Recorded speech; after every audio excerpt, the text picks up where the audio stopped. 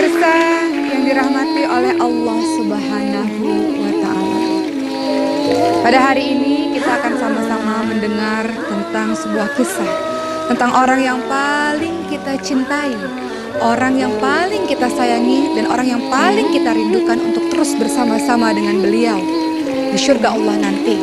Marilah kita simak bagaimana kisah kelahiran sampai turunnya wahyu kepada Nabi kita, Nabi Muhammad Sallallahu Alaihi Wasallam.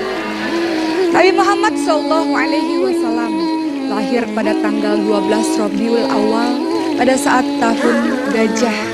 Dinamakan tahun gajah karena pada saat itu ada seorang raja Yaman yang bernama Abraha, sangat benci dengan Ka'bah dan Mekah.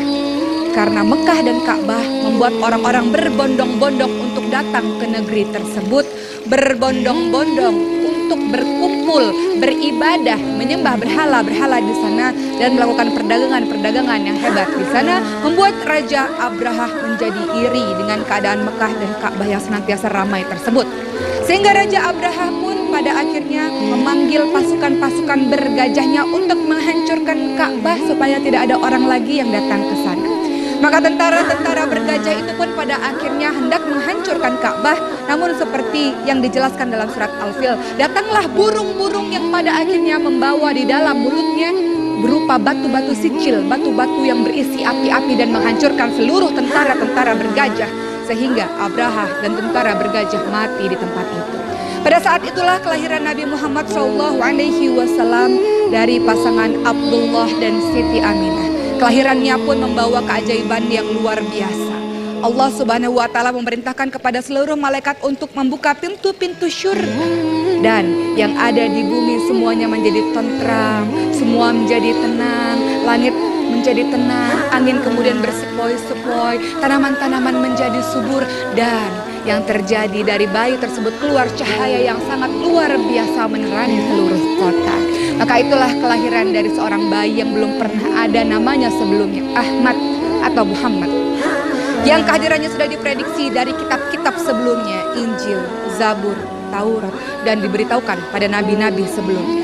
Nabi Muhammad SAW lahir dalam keadaan yatim karena sejak masa kandungan sang ayah Abdullah telah meninggal dunia.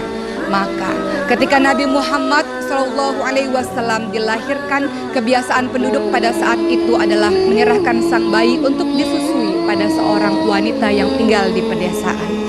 Pertama kali disusui oleh Suwaibah yang menjadi ibu susu bagi pamannya juga Hamzah bin Abdul Muthalib hanya beberapa hari saja. Kemudian disusui oleh seorang wanita pedesaan bernama Halimatus Sa'diyah. Ketika Rasulullah SAW disusui oleh Halimatus Sa'diyah dibawa ke pedesaan, maka terjadilah hal-hal yang luar biasa pada desa tersebut. Tanah-tanah menjadi subur, ternak-ternak terus berkembang biak dengan sangat banyak. Maka Halimatus Sa'diyah sangat mencintai Rasulullah SAW, bahkan dianggap sebagai anaknya sendiri.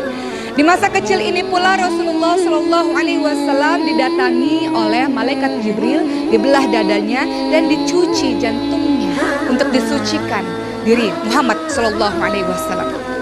Kemudian Nabi Muhammad SAW tinggal bersama sang ibu sampai usia 6 tahun. Namun ternyata ibu Aminah ini meninggal dunia, lalu diserahkan kepada pamannya Abdul Muthalib, sang pembesar orang-orang Quraisy, orang-orang Mekah, sehingga disegani oleh orang-orang di seluruh Mekah.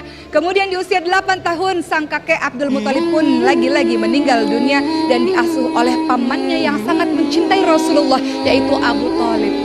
Pamannya bernama Abu Thalib yang memiliki anak bungsu yaitu Ali bin Abi Thalib.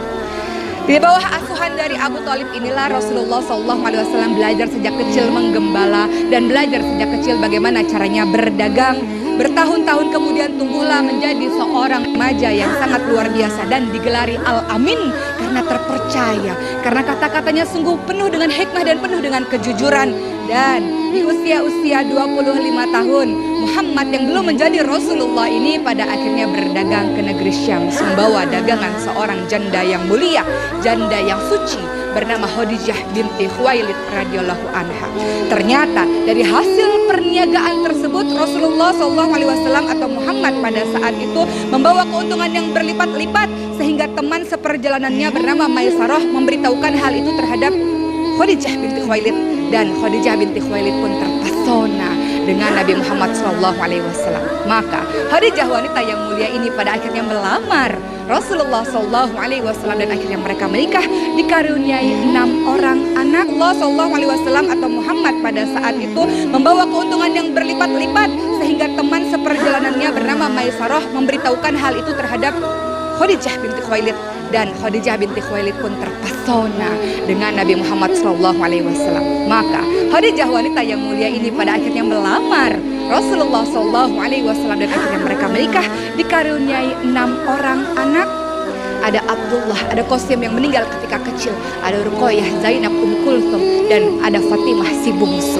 Lalu di usia-usia menjelang 40 tahun Rasulullah SAW senantiasa untuk pergi ke Gua Hira untuk merenung keadaan-keadaan yang berada di Mekah saat jahiliyah, sangat jahiliyah, penuh dengan kebodohan, penuh dengan kekejian, penuh dengan kezaliman, banyak terjadi maksiat di mana-mana sehingga mengakibatkan Rasulullah SAW senang sekali berdiam diri di Gua Hira. Dan di Gua Hira inilah di usia Rasul yang ke-40 tahun turunlah wahyu pertama, yaitu surat Al-Alaq. A'udzubillahi minasyaitonirrajim. Iqra bismi rabbikal ladzi khalaq, khalaqal insana min 'alaq, iqra wa rabbukal a'lam alladzi 'allama bil qalam. 5 ayat tersebut menyuruh Rasulullah untuk senantiasa membaca, menganalisa, menelaah. Islam menyuruh kita untuk senantiasa membaca untuk memberitahukan kebenaran tentang Al-Quran. Terus menerus Al-Quran berangsur-angsur sampai akhirnya Rasulullah wafat di usia 63 tahun. Dan di akhir-akhir hidupnya Rasulullah mengatakan, kalau ingin selamat wahai umatku, berpegang kepada 2 hal, Al-Quran dan hadis. Maka di bulan Ramadan ini menjadi titik balik bagi kita untuk kembali mencintai Al-Quran. Ingin selamat hidup di dunia, ingin selamat hidup di akhirat, maka ikuti petunjuk dari Rasulullah SAW dan Al-Quran dan hadis penolongmu untuk menjalankan kehidupan ini. Mudah-mudahan kisah singkat tentang Rasulullah SAW menjadi pembelajaran untuk kita menjadi hamba Allah yang mulia di dunia dan di akhirat, insya Allah.